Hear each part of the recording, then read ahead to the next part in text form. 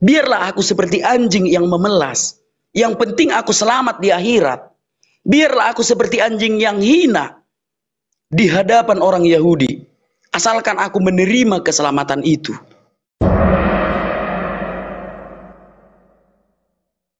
Yesus datang untuk menggenapi hukum Taurat. Sebab seluruh dunia tahu bahwa hukum Taurat diberikan untuk orang Israel atau orang Yahudi lah katakan ya. Nah, ketika Tuhan Yesus pertama mengatakan dia diutus kepada domba yang hilang dari Bani Israel, artinya dia sedang menggenapi hukum Taurat. Dan jangan kita lupakan lagi pelayanan Tuhan Yesus ketika dia menjadi manusia. Di dalam Yohanes 10 ayat 16, bagiku ada domba dari kandang yang lain, bukan hanya dari orang Israel saja. Kenapa? Karena Tuhan Yesus itu adalah Tuhan yang membawa keselamatan bagi semua orang. Enggak pandang agama, enggak pandang suku, enggak pandang ras. Siapa saja yang mau menerima dia akan terhindar dari kerajaan maut, terhindar dari siksa kubur, asal mau menerima Tuhan Yesus. Sebab tujuan Tuhan menjadi manusia adalah untuk turun ke dalam kerajaan maut. Untuk apa dia turun ke dalam kerajaan maut? Agar bisa meremukkan kerajaan iblis yang ada di dalam kerajaan maut.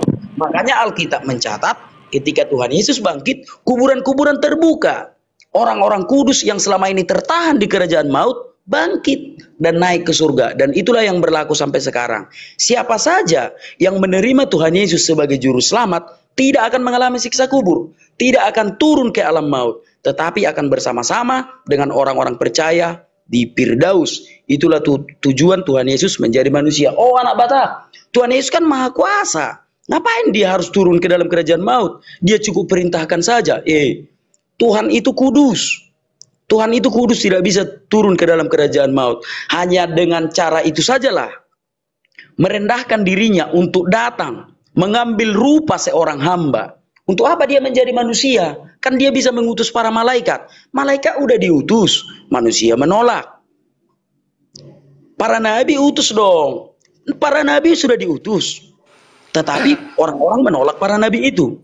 Sehingga Allah memutuskan untuk menjadi manusia, memberikan teladan secara langsung. Ini loh teladan hidup yang baik. Karena nabi-nabi sudah kalian bunuh, nabi-nabi sudah kalian tolak. Maka dia datang menjadi manusia sesuai dengan yang dinubuatkan para nabi. Untuk memberikan teladan hidup kepada kita. Begini loh cara hidup yang benar. Begini loh cara hidup yang tidak bertentangan dengan firman Tuhan. Kenakanlah kasih kepada siapapun. Nah, untuk itulah para nabi berkata bahwa anak yang lahir itu akan disebut Allah yang perkasa. Itulah Tuhan Yesus Kristus. Nah, kenapa Tuhan menjadi manusia? Kenapa harus menderita? Karena kita manusia ini banyak mengeluh. Belum seberapa yang kita alami sudah mengeluh. Sehingga Tuhan yang ada di surga ingin membuktikan kepada kita bahwa setiap manusia pasti mampu menanggung hukuman itu semua. Makanya Tuhan Yesus datang untuk menjalani semua hukuman tersulit yang ada di dunia ini. Hukuman yang paling tinggi, hukuman mati di kayu salib, dialami dia untuk membuktikan bahwa anak-anak Tuhan, ya izin bang sebentar, bahwa anak-anak Tuhan bisa mengalahkan atau melewati segala hukuman itu seperti yang dinubuatkan para nabi di dalam Yesaya 53, bahwa Allah yang menjadi manusia itu, yang membawa keselamatan itu akan disiksa, akan disalibkan, dan akan dicaci, dicambuk, dan ditikam. Nah, untuk itulah Allah datang menjadi manusia. Oke, mungkin itu yang bisa aku sampaikan. Kalau boleh aku memohon sama Pak Ustadz, kalau bisa Pak Ustadz sikit-sikit aja, 1 atau 2 item aja Pak Ustadz bikin yang harus kubantah, biar jangan panjang kali waktuku. Silakan Pak Ustadz. Baik, habis ini nanti setelah memberikan argumentasi nanti Anda tanya jawab kok. Silakan Bang Juma. Ya, Anda terlalu jauh dari tema kita. Kalau Anda menyebut domba, domba itu hanya Bani Israel. Baca Yeremia 23 nomor 2. Yang disebut domba itu keturunan Bani Yakub dari keempat istri hasil poligaminya Yakub. Itu yang disebut domba. Jangankan Anda ya, jangankan Anda yang ada di Indonesia ini, jangankan Anda yang 2000 tahun setelah Yesus, orang yang sesaman Yesus, sekampung dengan Yesus, tinggal bersama dengan Yesus, sesama dengan Yesus, bahkan berinteraksi dengan Yesus di luar Bani Yakub, Yesus sebut sebagai guguk. Makanya Yesus mengatakan apa kepada teman-teman Kristen? Bangsa ini memuliakan aku dengan bibirnya padahal hatinya jauh daripadaku. Percuma mereka beribadah kepadaku, sedangkan ajaran yang mereka ajarkan ialah perintah manusia. Anda mengatakan Anda beribadah sama seperti ibadahnya orang Yahudi.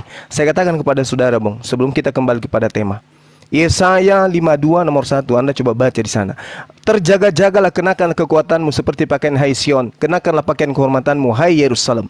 Yerusalem, kota yang kudus, sebab tidak seorang pun yang tidak bersunat atau yang najis akan masuk lagi ke dalammu. Orang yang tidak bersunat tak boleh masuk ke Yerusalem. Pahami itu dulu. Jadi bagaimana mungkin Petrus bisa sampai ke Roma? Ingat, Paulus sendiri mengatakan Petrus diutus kepada orang bersunat, sedangkan Roma adalah orang yang tidak bersunat. Jadi Petrus yang ada maksud itu entah Petrus siapa. Petrus murid Yesus tidak diutus kepada orang-orang Roma. Kristen belum ada pada saat itu. Orang-orang Roma, orang Indonesia, Batak belum ada saat itu. Yesus tidak diutus untuk orang Roma, untuk orang Yunani. Yang mengelilingi Yerusalem orang-orang Yahudi pada saat itu Romawi Yunani. Dan Yesus mengaku, aku tidak diutus kepada mereka, mereka adalah serigala. Yesus mengatakan mereka adalah guguk.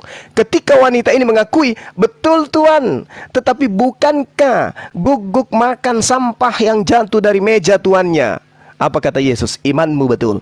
Artinya Yesus mengaminkan pengakuan wanita tadi bahwa dia memang guguk.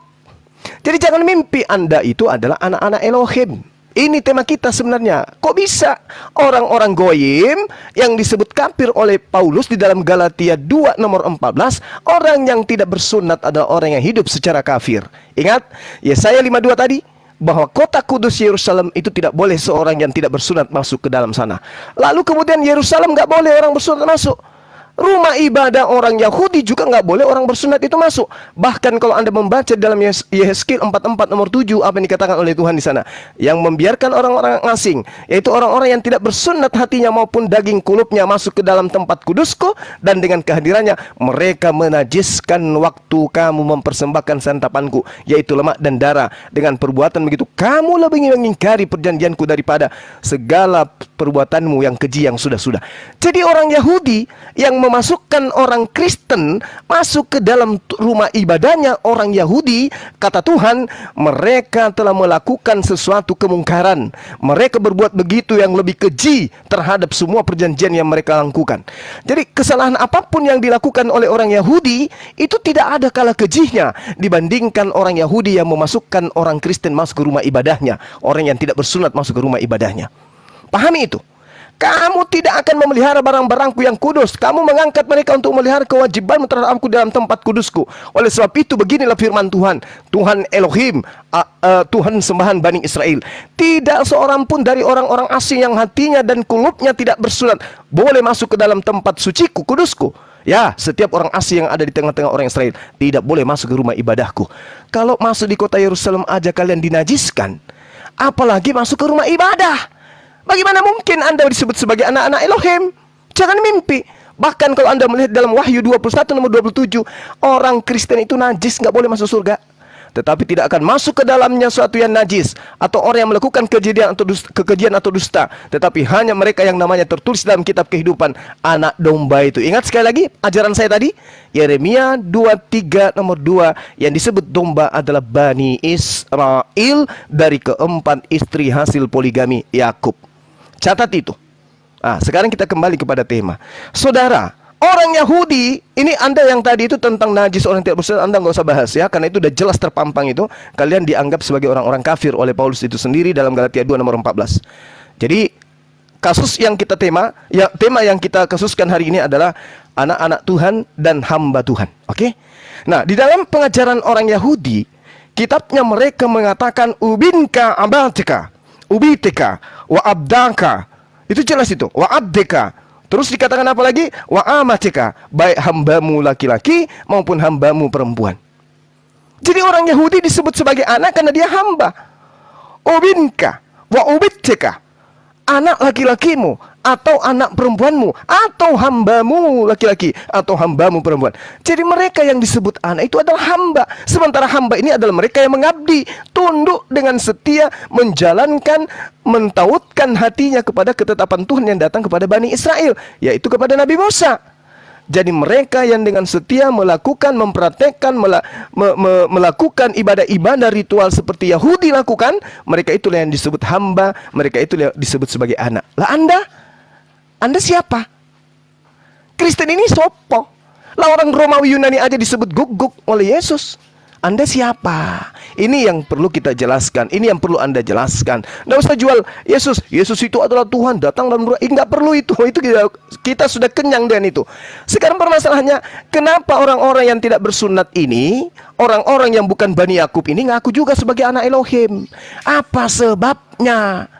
Coba terangkan, kalian ini anak-anak Elohim atau anak-anak Molok? Itu dulu Bang. Itu dulu Bang Rudi, silakan. Oke, baik. Oke, yang pertama tadi tentang Pak Ustadz mengutip dari Yesaya 29 ayat 13. Iya, benar itu kata-kata Pak Ustadz itu, ya, benar ya. Dan Tuhan telah berfirman, oleh karena bangsa ini datang mendekat dengan mulutnya dan memuliakan aku dengan bibirnya, padahal hatinya menjauh daripadaku dan ibadahnya kepadaku hanya perintah manusia yang dihafalkan. Itu teguran Tuhan, karena orang zaman dulu dihafal kitab suci itu, kawan-kawan. Makanya kami orang Kristen nggak mau menghafal itu. Karena Tuhan sudah melarang. Jangan dihafal. Yang benar itu dipahami dan dilakukan.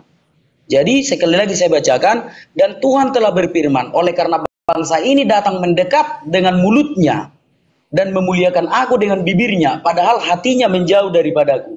Dan ibadahnya kepadaku hanyalah perintah manusia yang dihafalkan. Itu sangat dibenci Tuhan memang yang menghafal itu.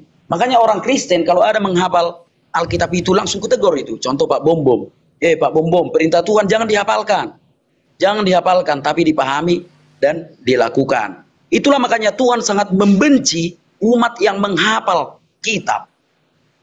Karena tidak boleh memuliakan Tuhan dengan bacaan-bacaan, dengan lantunan-lantunan nada yang dihafalkan. Itu sangat dibenci oleh Tuhan. Nah, itu perintah Tuhan ya. Nah, oke. Berikutnya. Perbedaan Yahudi dengan non-Yahudi. Anggap saja lah karena saya orang Batak, anggap saja saya non-Yahudi. Oke, keselamatan itu memang untuk Yahudi. Dan keselamatan itu berasal dari Yahudi. Yohanes 4 ayat 22. Keselamatan hanya datang dari bangsa Yahudi. Oke, kalau orang Yahudi sudah selamat. Kalau orang Yahudi sudah selamat. Loh, orang Batak kayak mana? Keselamatan orang Batak kayak mana? Makanya orang Batak mencari keselamatan ke Yahudi dan diterima oleh Tuhan Yesus. Meskipun orang Yahudi mengatakan kepada orang Batak, orang Batak, kalian itu anjing, kalian nggak pantas ku kasih keselamatan. Lalu kami orang Batak merendahkan diri, non Yahudi merendahkan diri. Iya Tuhan, tapi anjing pun kalau makan di bawah meja tuannya pasti dikasih. Makanya orang Yahudi berbelas kasih kepada non Yahudi. Yang keselamatan tadinya berasal dari Yahudi dalam Yohanes 4 ayat 22. Keselamatan hanya datang dari bangsa Yahudi, maka keselamatan itu diberikan kepada non-Yahudi, kepada siapa saja. Karena kerendahan hati yang memelas permohonan.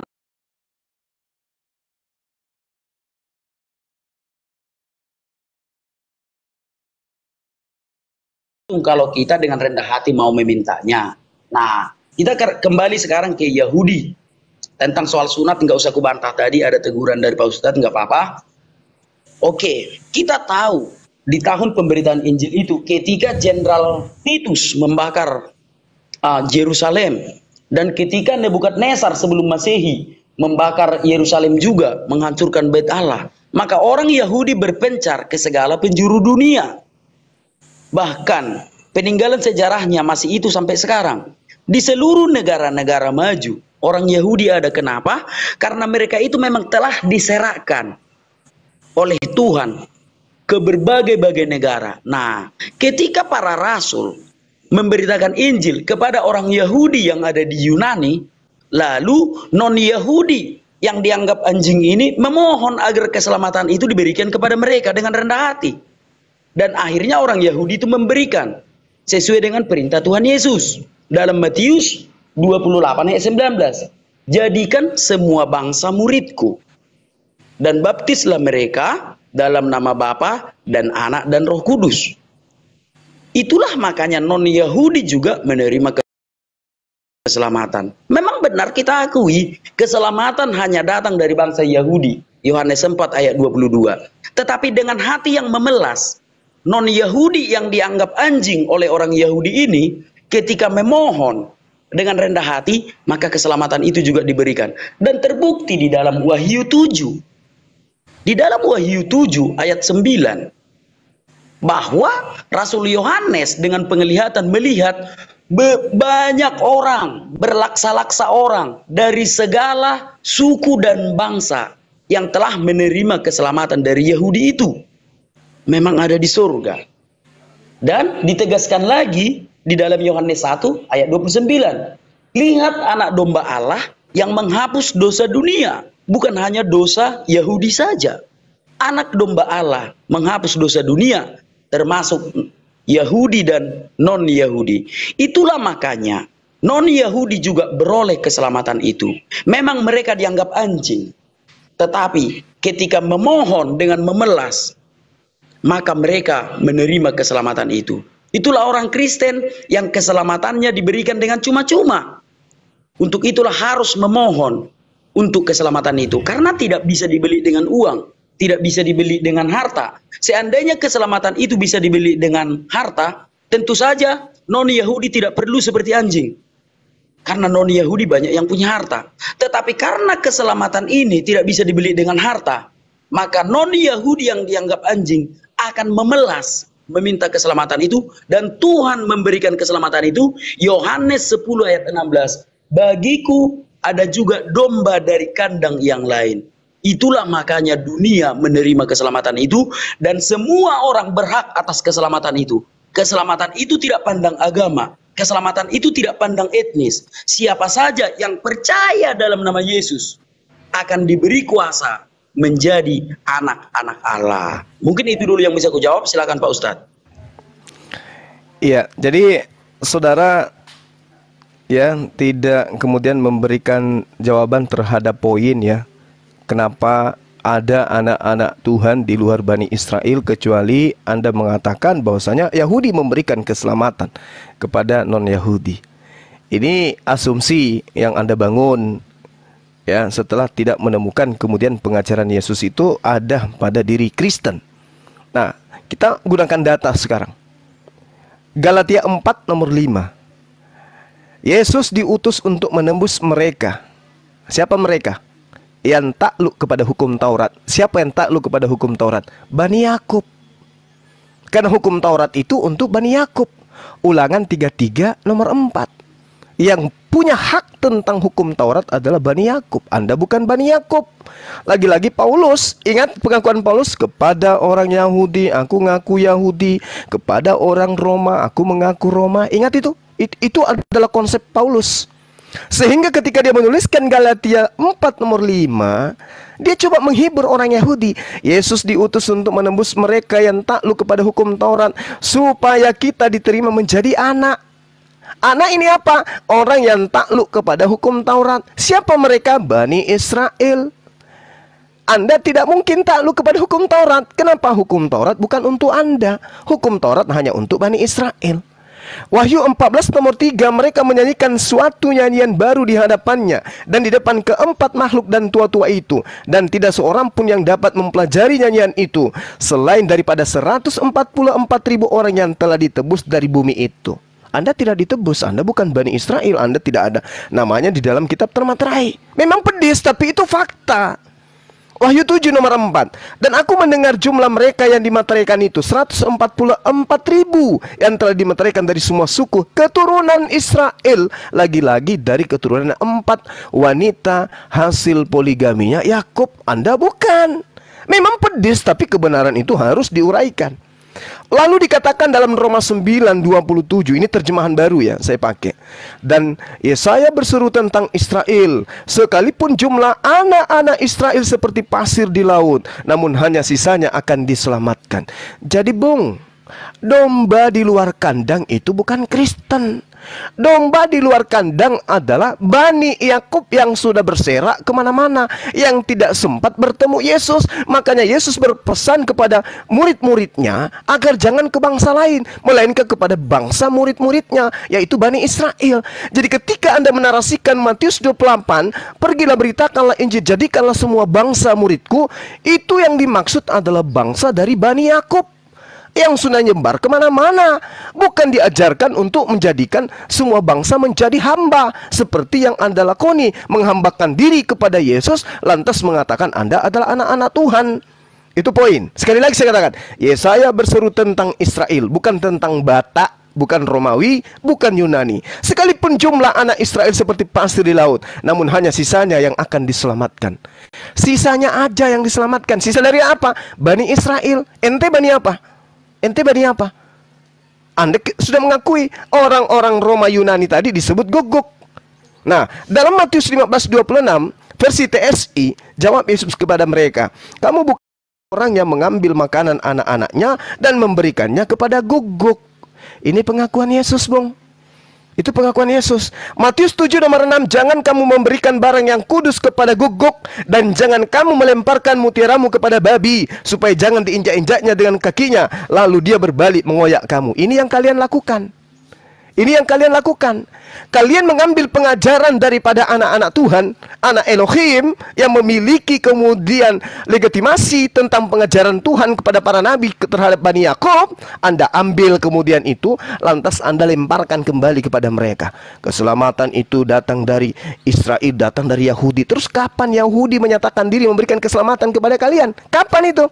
Kapan? Kapan Yahudi dan Kristen satu tempat ibadah untuk beribadah kepada Tuhan yang sama? Kapan? Kapan itu terjadi? Kapan orang Yahudi dan Kristen duduk bersama membaca kitab yang sama? Kapan itu terjadi? Kapan orang Kristen memiliki pemimpin agama sama dengan pemimpin agama yang diimani oleh orang Yahudi sampai hari ini? Kapan itu bisa terjadi? Kami ingin melihat. Kami ingin melihat. Tapi ternyata itu hanya pengakuan bertepuk sebelah mata. Artinya seekor guguk hanya bisa menggonggong kepada orang lain bahwa aku adalah hamba dari majikanku. Poin terakhir, Wahyu 22 nomor 15. Tetapi guguk-guguk dan tukang-tukang sihir, orang-orang sundal, orang-orang pembunuh, penyembah-penyembah berhala, dan setiap orang yang mencintai dusta yang melakukannya, tinggal di luar. Jangan pernah mimpi tinggal di dalam. Ente adalah guguk. Anda Bani apa namanya ya? Bani Parisi, Bani Paulus. Mohon maaf ini saudara, ini harus kita ungkap. Makanya saya katakan, apa ilmu yang bisa kemudian kita gunakan untuk menganulir teman-teman Kristen ini sebagai anak-anak Tuhan? Tidak ada sama sekali. Kitabnya orang Yahudi kagak, kitabnya sendiri kagak. Jadi apa? Ya hanya pengakuan untuk mengenakkan kuping aja. Kita ini adalah anak-anak Tuhan. Tapi sejatinya kalau Anda melihat persembahan Tuhan diminta oleh manusia kepada manusia, Bani Israel dan juga di Bani Ismail, kurban hewan. Di agama Anda kurbannya manusia. Berarti Anda lebih pantas disebut sebagai anak Molok. Maaf kawan, ini fakta, ini fakta. Terima kebenaran.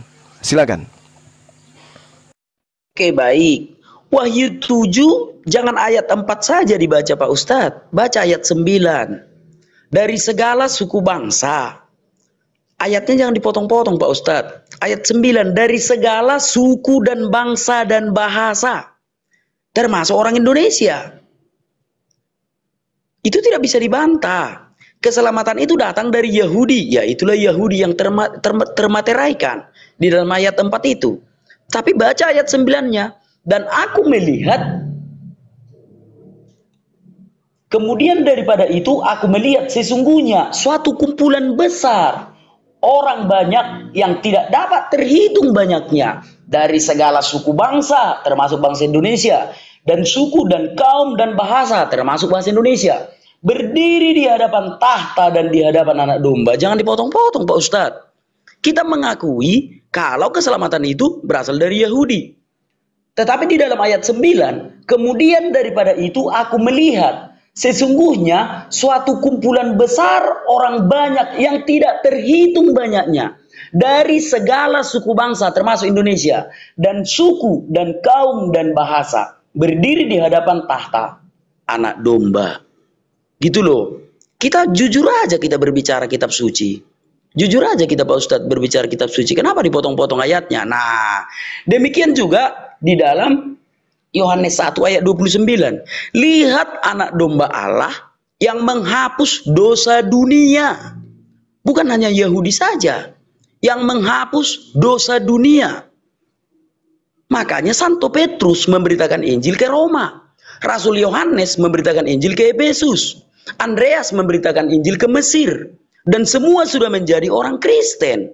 Sebelum kedatangan Islam, semua sudah menjadi orang Kristen. Turki, Konstantinopel, 100% Kristen. Apakah orang Turki itu orang Yahudi? Tidak. Mereka orang Arab. Sebutannya, Arab Turki. Tetapi mereka telah menjadi orang Kristen. Masih ada itu peninggalannya itu, yang dirampas sekarang. Hagia Sophia. Patria Konstantinopel adalah bukti bahwa keselamatan itu memang berasal dari Yahudi, tetapi bukan untuk Yahudi saja. Sebab orang-orang Turki sudah 100% Kristen. Demikian juga dengan Mesir atau Alexandria. Itu Arab juga itu, Mesir itu. Itu adalah bukti bahwa keselamatan itu untuk seluruh dunia. Lihatlah Kristen Koptik yang sampai sekarang masih bertahan di Mesir. Itu adalah bukti bahwa keselamatan itu milik seluruh dunia. Lihat orang Roma, orang Romawi, orang Yunani. Semua menerima Tuhan Yesus. Itu adalah bukti bahwa Tuhan Yesus adalah untuk semua. Memang Tuhan Yesus tidak pernah membawa agama. Aku setuju itu. Siapa saja yang mau menerima Tuhan Yesus akan terhindar dari kerajaan maut. Tidak akan masuk neraka. Akan masuk surga. Matius 16 ayat 18. Jemaat Tuhan Yesus, jemaat yang didirikan di atas batu karang, tidak akan dikuasai alam maut. Itu dalilnya sudah jelas Pak Ustadz. Nah, terkait tentang hukum Taurat. Hukum Taurat untuk orang Yahudi. Hukum Taurat itu terdiri dari 613 item. Di antaranya ada 10 perintah Allah. Ke-613 hukum Taurat ini dibagi menjadi 3 bagian. Hukum perayaan antara Tuhan dengan manusia, atau antara manusia dengan Tuhan. Lalu antara orang Yahudi dengan sebangsanya, bangsa Israel. Lalu satu bagian lagi antara orang Yahudi dengan orang-orang non-Yahudi, bangsa-bangsa yang ada di dunia. Sebab Israel akan menjadi kepala. Bagaimana mungkin ketika Allah berfirman Israel akan menjadi kepala di dunia ini? Contoh sekarang, Israel yang memimpin di dunia ini sekarang. Bagaimana mungkin mereka tidak punya hukum Taurat untuk bertali kasih dengan bangsa-bangsa lain? Seandainya mereka tidak punya hukum untuk bertali kasih dengan bangsa-bangsa lain, bagaimana mungkin mereka bisa memimpin dunia saat ini? Itulah makanya aku bilang, keselamatan itu memang berasal dari Yahudi. Yohanes 4 ayat 22. Tetapi bangsa Yahudi adalah keselamatan bagi seluruh bangsa. Makanya Rasul Yohanes menulis di dalam Wahyu 7 ayat 9. Dan aku melihat sekelompok orang yang tidak terhitung banyaknya. Yang tidak terhitung banyaknya. Dari segala suku bangsa. Termasuk bangsa Indonesia. Nah, segala suku bangsa ini kenapa bisa diselamatkan? Karena mereka menyembah Allahnya orang Yahudi. Karena mereka mengikuti kitab para nabi. Nabi orang Yahudi. Bukan nabi yang lain. Bukan nabi Arab. Maaf saja. Karena keselamatan hanya datang dari Yahudi. Seandainya ada keselamatan dari yang lain selain dari Yahudi, aku juga mau. Aku malas aku berdebat sesama Kristen. Berdebat, berebut Yesus. Tapi karena tidak ada lagi keselamatan di luar Tuhan Yesus, biarlah aku seperti anjing yang memelas. Yang penting aku selamat di akhirat. Biarlah aku seperti anjing yang hina di hadapan orang Yahudi. Asalkan aku menerima keselamatan itu. Karena tidak ada keselamatan di dalam siapapun. Kisah para Rasul 4 ayat 12. Di bawah kolong langit ini tidak ada keselamatan selain di dalam Tuhan Yesus Kristus. Kalau kawan-kawan menemukan ada keselamatan yang lain, aku pun mau. Tapi karena tidak ada keselamatan yang lain di bawah kolong langit ini, kecuali kita sudah hidup di luar kolong langit ini. Contoh kita hidup di atmosfer yang menembus langit. Kita nggak perlu terima Yesus. Tetapi karena Tuhan Yesus fix, tidak bisa dibantah lagi. dalam Kisah Para Rasul 4 ayat 12. Di bawah kolong langit ini tidak ada keselamatan di bawah siapapun juga selain di dalam nama Yesus. Makanya orang berlomba-lomba jadi anjing pun tak masalah. Yang penting dapat keselamatan itu. Karena sangat penting keselamatan akhirat ini. Oh, kalau kubayangkan kehidupan ini, bagaimana nanti aku mengalami siksa kubur. Untuk itulah aku rela menjadi anjing yang memelas. Yang penting aku mendapat keselamatan itu. Keselamatan di akhirat. Sehingga kalau aku mati nanti, aku akan bersama dengan orang-orang percaya di Firdaus, di surga. Hidup dengan penuh sukacita. Jadi sudah kujawab ya Pak Ustadz ya, jangan dibilang gak kujawab lagi. Bahwa Tuhan Yesus adalah untuk seluruh dunia. Dan Tuhan Yesus adalah Tuhan atas seluruh alam semesta. Dialah Tuhan yang memang pernah menjadi manusia. Terima kasih Pak Ustadz, silakan Pak Ustadz. Jadi kalau Anda mencoba untuk menarasikan Wahyu 7 tok, data nomor 4-nya kemudian Anda larikan ke data 9. Pahami saudara, 144.000 yang dimeteraikan itu jelas ya dari suku anak Israel, dari Bani Yakub. Kita tahu itu. Bagaimana kemudian Yesus Wahyu 7 ini menguraikan dari Naftali berapa, dari Lewi berapa, dari suku Isakar berapa, dari Sebelon berapa, nggak ada dari Batak. Ini yang menyedihkan gitu loh.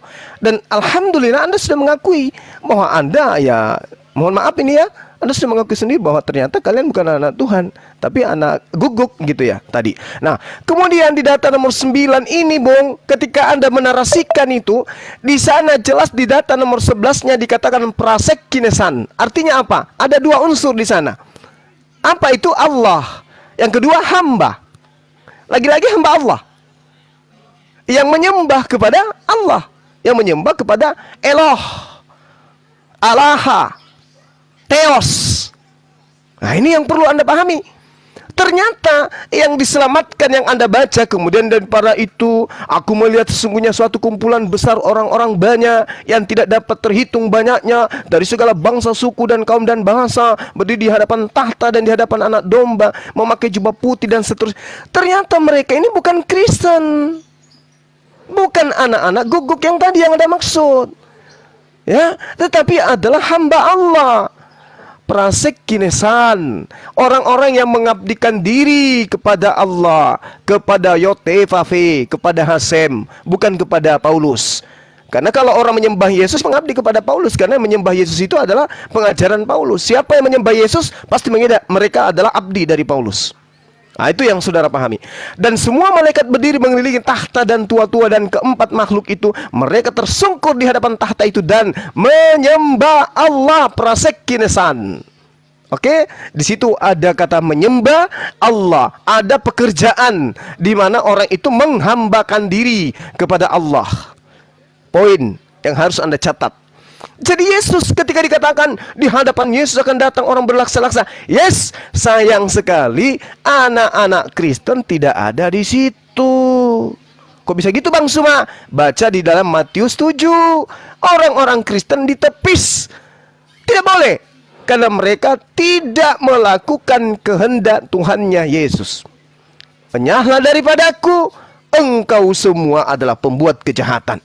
Bayangkan itu saudara Rudia, anak Batak ya, bayangkan Kristen dengan pola imannya yang berdasar terhadap hafalan-hafalan, ibadah minggu hafalan manusia, menyembah Yesus hanya hafalan manusia, perintah manusia, apalagi Natalan 25 Desember hanya ibadah-ibadah yang prosesi-prosesi ibadah ritual yang dihafalkan, bukan dari firman Tuhan. Mereka lakukan, ya itu Anda. Bayangkan aja, pada saat prosesi-prosesi ajaran manusia ini Anda lakoni, menyembah Yesus dan seterusnya, sampai kepada titik yang paling hebat sekalipun, bisa bernubuat, bisa bermukjizat, bisa mengusir setan. Ini level tertinggi, bukan jemaah biasa, bukan yang seperti Anda, bukan, tapi Kristen yang sudah top, di atas top, mampu bermukjizat, mampu mengusir setan, mampu bernubuat. Tapi apa kata Yesus? Orang-orang yang levelnya sudah level malaikat ini pun, kata Yesus, enyahlah daripadaku, Engkau semua pembuat kejahatan. Yang sudah selevel malaikat aja diusir, apalagi kalian yang hanya datang ke gereja manggut-manggut, mendengarkan khotbah dan seterusnya. Yang punya wewenang mujizat aja diusir. Enyahlah daripadaku kalian semua pembuat kejahatan. Kenapa demikian? Karena tidak melakukan kehendak Bapa. Apa kehendak Bapa itu? Mengimani Yesus hanya untuk Bani Israel saja. Matius 15:24. Aku diutus. Siapa yang mengutus? Bapa. Apa keinginan Bapa? Aku diutus hanya kepada domba. Sudah begitu yang hilang. Sudah begitu dari Israel. Ketiga-tiganya ini bukan dari Anda. Domba bukan Anda. Yang hilang bukan Anda. Dari Israel juga bukan Anda. Anda siapa? Penumpang gelap. Makanya tema saya, apakah Kristen ini anak-anak Elohim? Ternyata enggak. Anda sudah mengakui tadi, meskipun saya guguk yang makan sampah, alhamdulillah, itu pengakuan yang sangat jujur. Dan saatnya Anda berpikir bahwa Yesus mengaku dengan mulutnya sendiri agar dia dipercayai, diimani, supaya dia mengajarkan kebenaran kepada Bani Israel saja. Dan adapun domba di luar kandang adalah Bani Israel yang sudah berserak kemana-mana. Itulah yang mau dikumpulkan kembali. Adapun Wahyu 7 nomor 9, di situ masuk dalam golongan orang-orang yang mendudukkan Yesus sebagai nabi, sebagai rasul, sebagai utusan. Siapapun itu, mau dia dari Nasrani, mau dia dari Yahudi, mau dari Islam, kalau mengakui Yesus sebagaimana porsinya, inilah yang diceritakan di sana. Mereka yang berjubah putih adalah mereka yang mengimani Yesus sesuai dengan ajaran Yesus. Siapa aku? Menurut Yesus, aku adalah Rasulullah, aku adalah utusan Allah. Demikian.